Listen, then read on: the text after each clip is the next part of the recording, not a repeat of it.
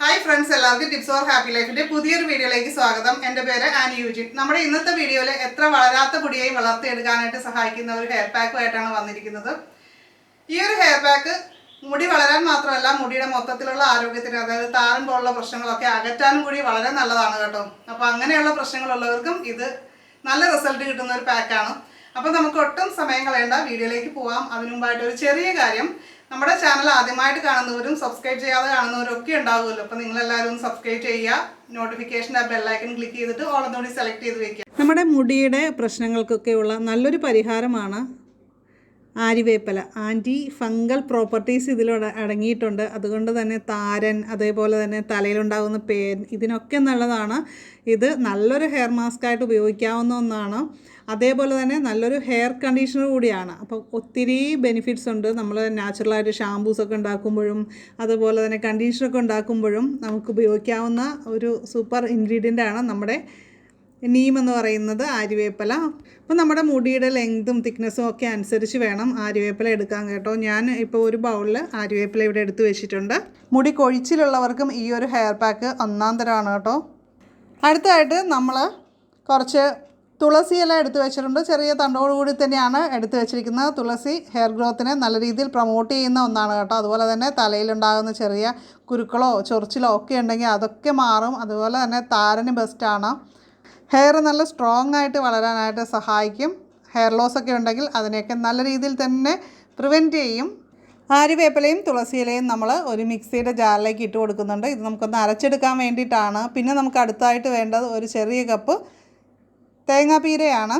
നമ്മുടെ സ്കാൽപ്പിനെ നല്ല ഹെൽത്തി ആയിട്ട് ഇരുത്താനായിട്ട് സഹായിക്കുന്ന ഒന്നാണ് തേങ്ങാപ്പാൽ എന്ന് പറയുന്നത്. പിന്നെ നമ്മുടെ ഡാമേജുള്ള ഹെയറൊക്കെ ആണെങ്കിൽ അതൊക്കെ മാറ്റിയിട്ട് നല്ല സ്മൂത്തായിട്ട് കിടക്കാനായിട്ട് ഹെൽപ്പ് ചെയ്യും. നല്ലൊരു നാച്ചുറൽ കണ്ടീഷണറാണ്. അതുപോലെ തന്നെ ഹെയർ ഗ്രോത്തിനും വളരെയേറെ ഹെൽപ്പ് ചെയ്യുന്നൊരു കാര്യമാണ്.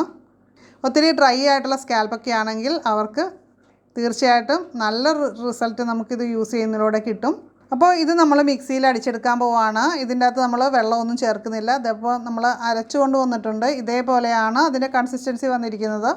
അപ്പോൾ വാട്ടറി ആയിട്ടുള്ള പാക്ക് ഇഷ്ടമുള്ളവർക്ക് നമുക്ക് ഇതിൻ്റെ അകത്ത് കഞ്ഞിവെള്ളം ചേർക്കാവുന്നതാണ്. കഞ്ഞിവെള്ളം ചേർത്തിട്ട് വേണമെങ്കിൽ ഒന്ന് അരിച്ചെടുക്കുകയാണെങ്കിൽ ആ ഒരു രീതിയിൽ നമുക്ക് പാക്ക് എടുക്കാവുന്നതാണ്.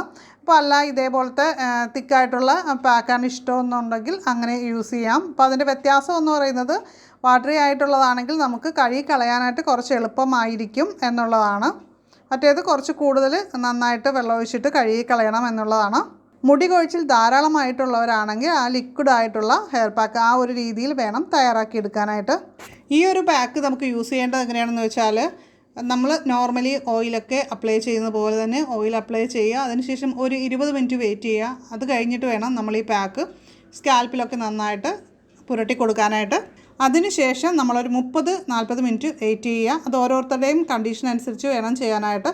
പെട്ടെന്ന് പനിയും ജലദോഷമൊക്കെ വരുന്നവർക്ക് അതനുസരിച്ച് ടൈം കുറച്ച് വേണം അപ്ലൈ ചെയ്ത് വയ്ക്കാൻ. അതിനുശേഷം നമുക്ക് സാധാരണ വെള്ളം ഉപയോഗിച്ച് വാഷ് ചെയ്ത് കളയാവുന്നതാണ്.